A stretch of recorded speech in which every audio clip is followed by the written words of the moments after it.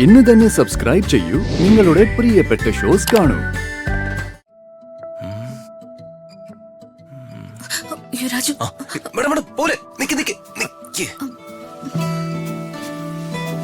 ഇത് കാവിലെ ഉത്സവത്തിനെ കുറിച്ച് ചോദിക്കാനുള്ള നിൽപ്പാണല്ലോ. കാണുമ്പോ തന്നെ അറിയാം. ഉണ്ടെങ്കിലേ അതൊന്ന് പ്രതാപനെ കാണിക്കേ.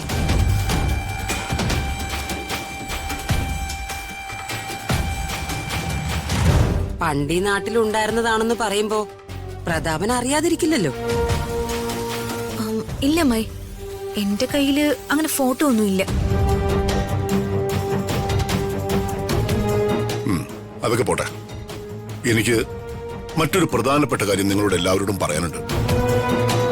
നിങ്ങൾക്കറിയാലോ, കാവിലെ ഉത്സവം നടക്കാറായി. അപ്പോ ഇത്തവണത്തെ കാവിലെ ഉത്സവത്തിന് നേരം കുറിക്കണം. എല്ലാ ചടങ്ങുകളും വളരെ ഗംഭീരമായിട്ട് നടത്തണമെന്ന് എനിക്ക് ആഗ്രഹമുണ്ട്.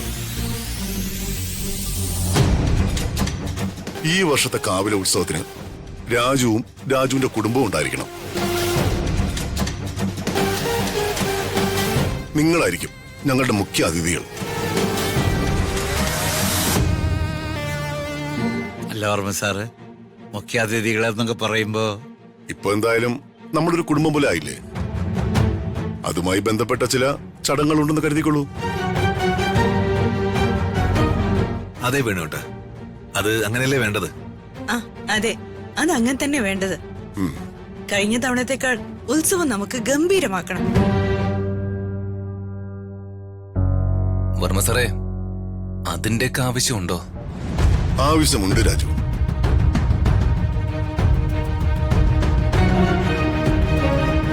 എങ്കിൽ വർമ്മ സാറേ, ഞാൻ ഇറങ്ങട്ടെ. എനിക്ക് അത്യാവശ്യമായിട്ട് ഒരാളെ കാണാനുണ്ട്. വേണോട്ടെ വാ.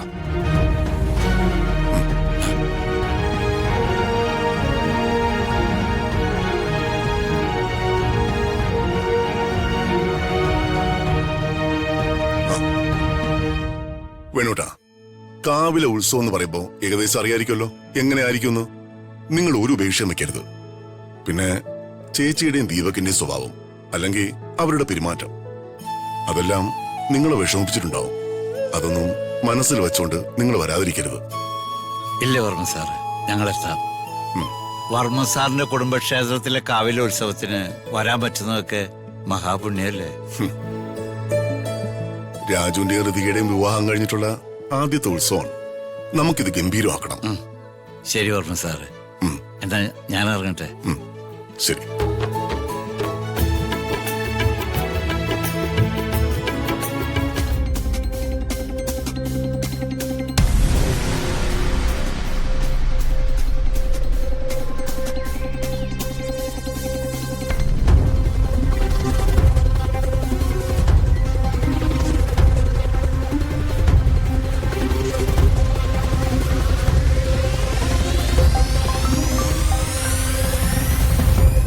വേണു, എന്താടോ? രാമകൃഷ്ണ, ഞാൻ ആകപ്പാടെ ഒരാശയക്കുഴപ്പത്തിലാടോ. എന്തുപറ്റി? തനിക്കറിയാലോ, രാജുവിന്റെയും ഋതിക മാഡത്തിന്റെ ഇടയിൽ നടക്കുന്ന കാര്യത്തിന്റെ സത്യാവസ്ഥകളൊക്കെ. അറിയാം. ഇപ്പൊ എന്തുപറ്റി? നീ അത് പറ. അംബിക മാഡത്തിന്റെ ശല്യം ഒഴിവാക്കാനായി വർമ്മ സാറിന്റെ ഭാര്യ പത്മാവതി മാഡത്തെ കുറിച്ചുള്ള സത്യങ്ങൾ. പണ്ട് പത്മാവതി മാഡം ഈ വീട്ടിൽ നിന്ന് പോകാനുള്ള കാരണം അംബിക മാഡമാണെന്ന് പറയാൻ ഞാനിവിടെ വർമ്മ സാറിന്റെ വീട്ടിൽ വന്നു. എന്നിട്ട് താനത് പറഞ്ഞു? ഇല്ലടോ, പറയാൻ പറ്റിയില്ല. ഇവിടുത്തെ സാഹചര്യങ്ങള് ശരിയല്ലായിരുന്നു. ആട്ടെ, താനിപ്പോ എവിടെയാ? ഞാൻ വർമ്മ സാറിന്റെ വീട്ടിൽ നിന്ന് ഇറങ്ങി. ശരി, താൻ വെറുതെ ആവശ്യമില്ലാതെ ടെൻഷൻ അടിക്കല്ലേ. തനിക്കൊന്നാമത് സുഖമില്ലാത്തതാ. ഇല്ല രാമകൃഷ്ണ, ടെൻഷനൊന്നുമില്ല.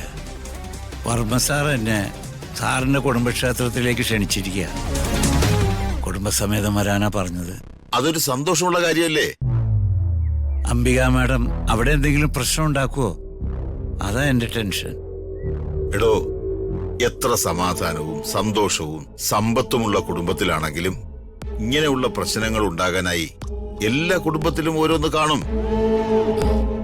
താനത് കാര്യമാക്കണ്ട. വർമ്മ സാറ് ക്ഷണിച്ചതല്ലേ, താൻ അവിടെ ചെല്ലേ. പിന്നെ രാജുവിന്റെയും ഋതികയുടെയും കാര്യം അത് നമുക്ക് നോക്കാമടോ. അവര് തമ്മിൽ പിരിയൊന്നുമില്ല. അവര് തമ്മില് സ്നേഹത്തോടെയും സമാധാനത്തോടെയും ഒരുപാട് കാലം ജീവിക്കും. താൻ സന്തോഷമായിരിക്കടോ. താൻ ഒന്നിങ്ങ് വാടോ, നമുക്കൊന്ന് കാണണ്ടേ? ഞാൻ വരാടോ, ഒരു ദിവസം ഞാൻ അങ്ങോട്ട് ഇറങ്ങാം. എങ്കിൽ ശരി, ഓക്കെ. എങ്കിൽ ശരിയടോ.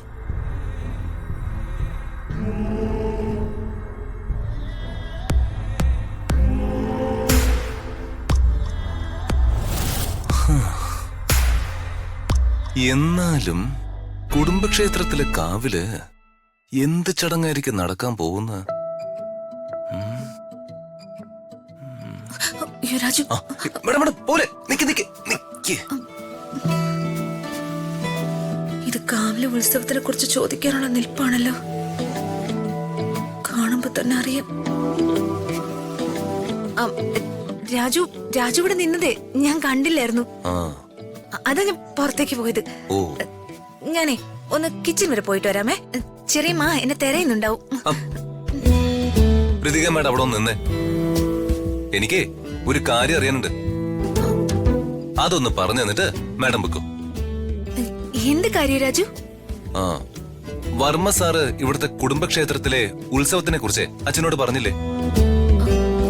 അത് ശരിക്കും എന്ത് ഉത്സവ? അതോ, അത് സാധാരണ എല്ലാ ക്ഷേത്രങ്ങളിലും നടക്കാറുള്ളത് പോലെ ഒരു ഉത്സവ. അത്രയേ ഉള്ളൂ? അതെ. പക്ഷേ വർമ്മ സാർ എന്തോ ഉത്സവത്തിലെ വളരെ പ്രാധാന്യമുള്ള എന്തോ ഒരു കാര്യം ഞാനാണ് നിർവഹിക്കേണ്ടതെന്നും അതുകൊണ്ട് ഞാനും അച്ഛനും അമ്മയൊക്കെ ഉറപ്പായും വരണമെന്ന് പറഞ്ഞതോ? അതൊക്കെ ശരിയാവോ മാഡം? നമ്മൾ തമ്മിലുള്ള വിവാഹം നടന്നു എന്ന് കരുതിയാ വർമ്മ സാർ ഇതൊക്കെ തീരുമാനിച്ചിരിക്കുന്നത്. ശരിക്കും അത് നമ്മൾ സാറിനോട് ചെയ്യുന്ന ചതിയല്ലേ? വർമ്മ സാറിന്റെ മനസാക്ഷിയെ നുണ പറഞ്ഞ് വഞ്ചിച്ചുകൊണ്ടിരിക്കുന്നതില് എനിക്ക് വലിയ വിഷമമുണ്ട്.